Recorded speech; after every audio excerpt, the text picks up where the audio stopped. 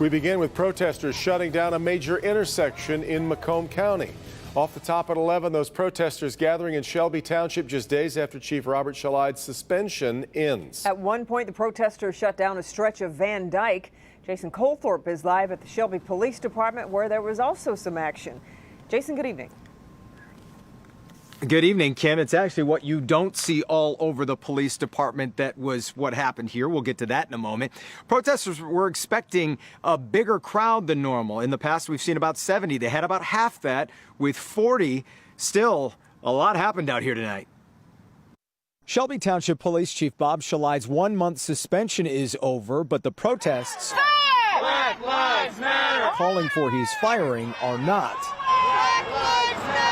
He has no place running the police department in any city, and especially not one where my daughter has activities, and I don't want him in charge of anything. There's multiple levels of disgust with him, and he needs to step down. Protesters marched up and down Van Dyke. You're worried about children? What about the black children? At times clashing with counter-protesters there to support police. You want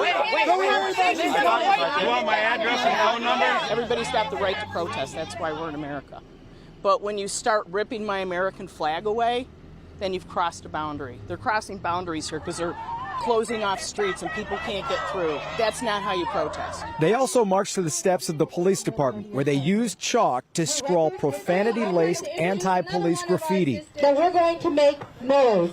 We're going to be heard and we're going to be acknowledged. That's what I was trying to explain to my daughter, that all people are not like this. That you have the right to protest and fight what you believe in, but you can't take it too far. The march culminated at Van Dyke and 23 Mile, where protesters shut the intersection down, to the displeasure of several onlookers.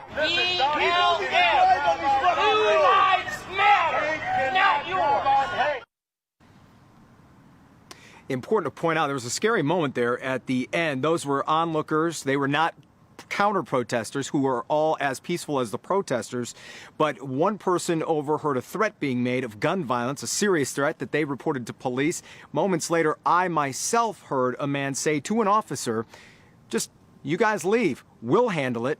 We'll ram them. Kimberly, back to you. Jason, I'm assuming police were watching all of this. Why would they allow the station to be vandalized? They were watching. As a matter of fact, a lot of people actually had that question. Isn't that against the law? Well, the simple thing is it was easily cleaned up by officers. About an hour ago, they came out with a couple of buckets of water. It was chalk, so they took care of that. And that's kind of the guts of it. As police told me, it simply wasn't destruction of property.